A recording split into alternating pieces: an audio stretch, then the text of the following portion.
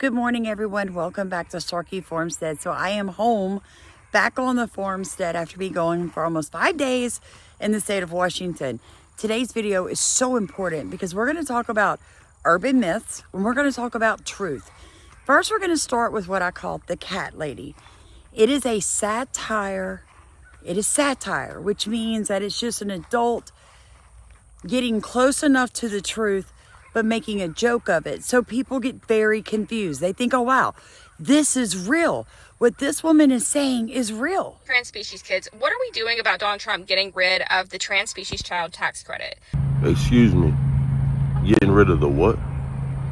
Because for the past 4 years since Biden got in office, I've been receiving $12,000 a year because... Repeat that slowly. You've been receiving what?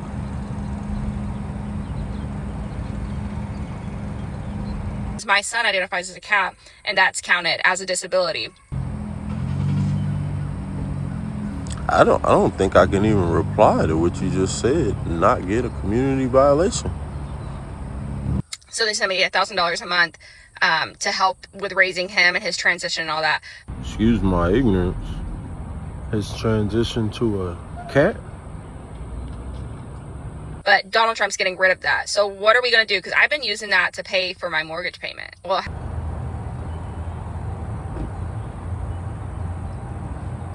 half of it, because my mortgage payment is $2,000. But what are we going to do? Like, I feel like in this bind financially, because my son, since he identifies as a cat, the school doesn't really tolerate his cat-like behaviors. But the reality is this is not real, folks. It is a satire account. And the dangers of people believing this and spreading it as real, well, it's going to have implications for freedom of speech. And let me tell you why. This lady does a satire account. She brings up, which is obviously she's talking about furries. And I've done videos on furries before, okay? There are claims from middle school kids saying that they have been bitten, scratched, growled at from children who claim they are furries. All right. My biggest concern is when people run with a story like this, assume that this woman is saying something that is true, and then propagate it across social media, it gets picked up over and over again, making it very hard to get people to realize that it is not a true and real account. But it is a joke. The entirety of it is a joke. Here's what the left does with that. Okay? They start to call us conspiracy theorists. They start to say that everything that we talk about isn't true. They say we're bigoted. They say that we're transphobic. They say that we're so afraid that they're going to come and do something to our children that will believe anything. When in fact, furries, it is a real thing. And it is, in my opinion, and I'm not a doctor, it's just my opinion, basically children who are stuck in make-believe world and nobody will tell them that they can't stay there as adults.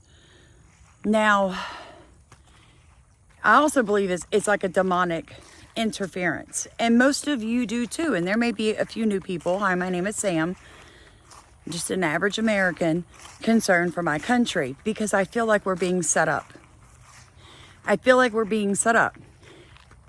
This issue goes so deep, you guys, so deep, because they're always going to tie it back to we are being bigoted. And I try very hard to keep a line on this channel between what I can prove and what I cannot prove. And the reason is, I consider myself a critical thinker, and everything that people say, every topic that's brought up by other YouTubers, I don't always run with it. And I'll tell you why. I was in an in-person interview with Monica Kiesler. Now, first thing I want to point out, the person that did this interview only had 60 subscribers. So she didn't go to a large YouTube channel. She went to somebody that looks like they literally started a YouTube channel to cover her story. The same with the podcast that I covered the other day that she was on.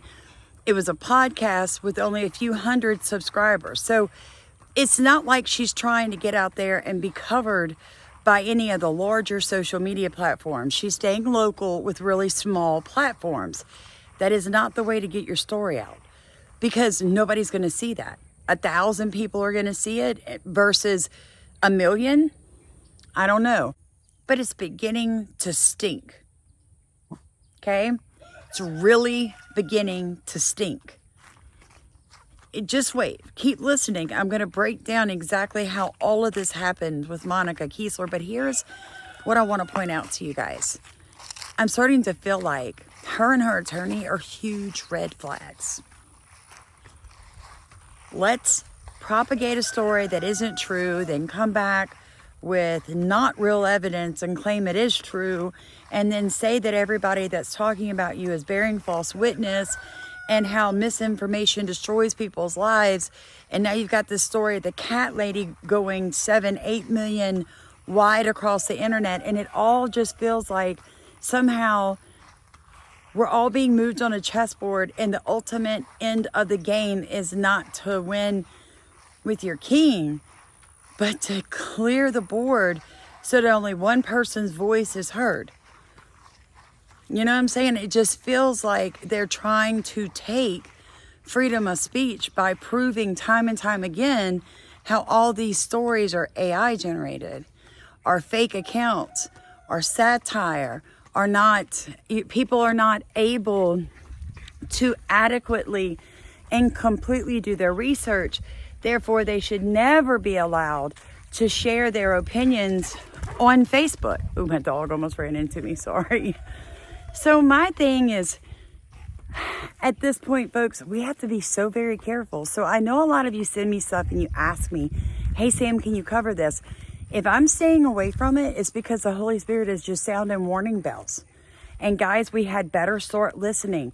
Every story is not worth 1 million views if it gets the rest of us our voices taken. Okay? So we're going to have to be more selective, and the criteria is going to have to be raised on what stories any of us individual independent reporters bring to you guys. I'm telling y'all, because they're looking. They're setting something up. I can feel it in my bones. All of this is a bigger setup for new legislation or something, and it's coming fast. And the thing I want to point out is with the Monica Kiesler story, it's the very first thing she says is, I accused someone of calling on Peanut the squirrel. She accused someone else. And the whole thing supposedly got turned around and foisted on her. Now, whether or not she called, the point I want to make here is she accused on Facebook another person of being the caller. She admitted to it. She said, I said the person that did it is probably this person. And by doing that, she opened up a huge can of worms and supposedly came under attack by this person she falsely accused. And she tells her story. Again, I can poke holes all in her story. But I'm going to tell you guys this.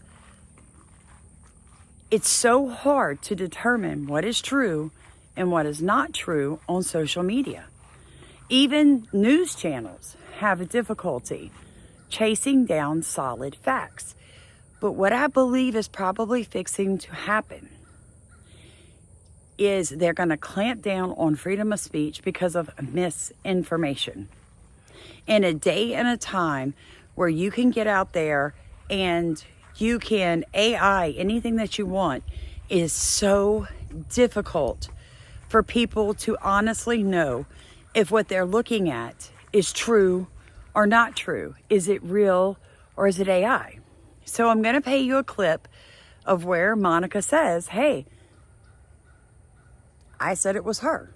Arrived home on Friday after work and school, and I opened up Facebook while they were unpacking their backpacks and saw that I had a notification that a video had been uploaded in a squirrel rehabber group that I'm in. And so I went into the group and watched the video and yelled, "Oh no," because after watching it, because they were bawling and understandably very, very upset. They've had these sweet animals for 7 years, and there's videos all over their social media about the little raccoon trying to navigate through grass as a baby, and about Peanut holding up waffles and eating them and holding up signs. And it was just so super cute. Like I said, we watched it.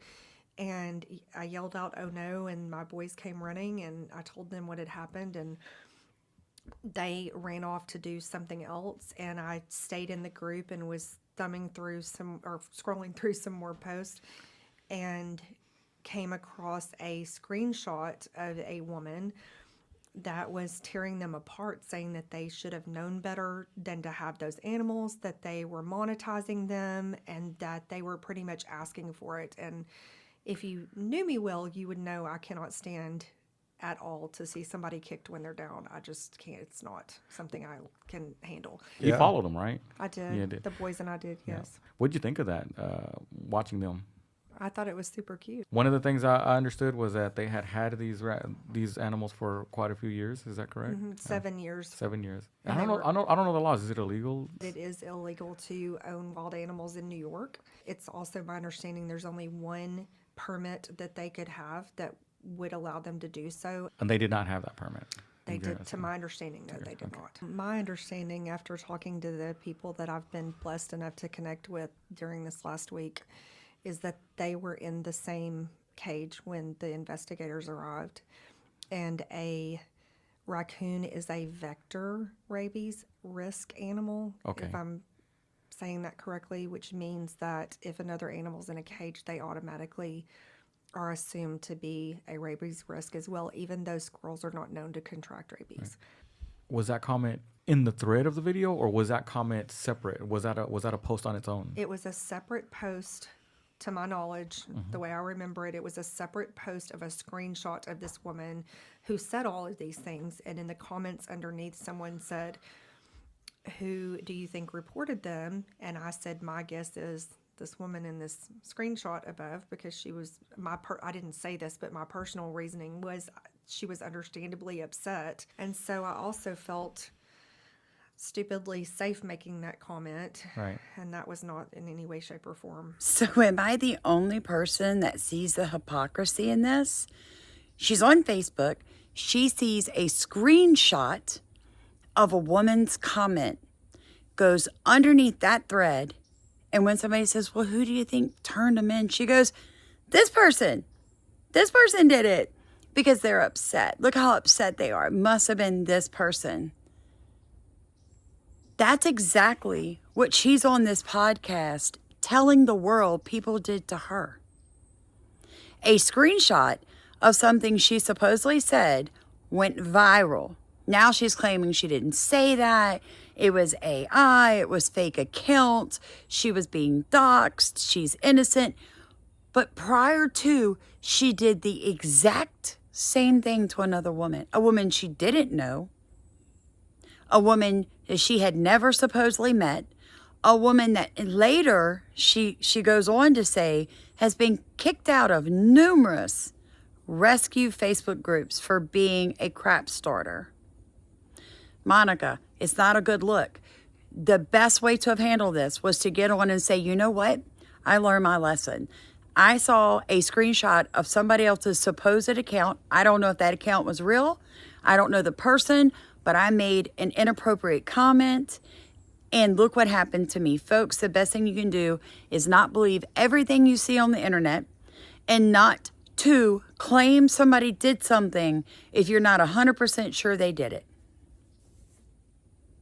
I had just seen a video of them crying, and someone asked in the comments who everyone thought reported them, and I said, "My guess is this woman that was in this screenshot." 1,000 times before, shared my opinion on social media, didn't think anything of it. She didn't think anything of falsely accusing someone sharing their opinion on Facebook, which is exactly what the rest of the world did when it came out that they believed she was the one that called on Peanut. Maybe there's a lesson here for everybody. I'm just saying. No, it's up to you. Public opinion is not the court that I would want to find myself in. I'm being honest. And the reason why I continue to show you guys all of this is in case she is innocent. I said that the other day. I don't want to be accused of bearing false witness. And at this point, the waters are so muddied, we will never know with certainty who called on Peanut. I mean, I've even seen people go so far as had a person comment on one of my videos. It was a trans person, someone identifies as trans, called on Peanut the squirrel. I mean, that is as bad as what Monica's trying to do. It's okay for her to have accused somebody she did not know by them being upset that wild animals were being monetized and didn't have proper permits. I mean, that person was just venting what they felt was breaking of the law and abuse of animals. Monica didn't like what she had to say, so she says, well, I think this person probably turned him in, and the whole world went after her because I'm just saying that's what happens, folks. You have to see it both ways. That's why some of you get so mad at me and you unsubscribe or you pop off and then have to go back under your original comment and go, oh, wow, maybe I should have just listened to you for a minute. I always look at everything, both sides. Well, maybe this happened. And people are like, I can't believe you thought that. No, I'm just being honest. It's not always cut and dry. Sometimes CPS steps in and removes children that need to be removed. Sometimes people do things for attention, like turn themselves in to blow up their own YouTube platforms. And if my thinking out loud is proved to be wrong, I'm always big enough to come back and correct myself. Not a lot of people can do that. They can't admit they're wrong. Monica obviously cannot. She still has not apologized for accusing that woman of being the one who turned in Peanut. She still hasn't admitted it. She said she did it, but she still hasn't apologized. Wow. You guys like, comment, subscribe. Tell me what you think. I think this whole thing just stinks to high heaven. It stinks.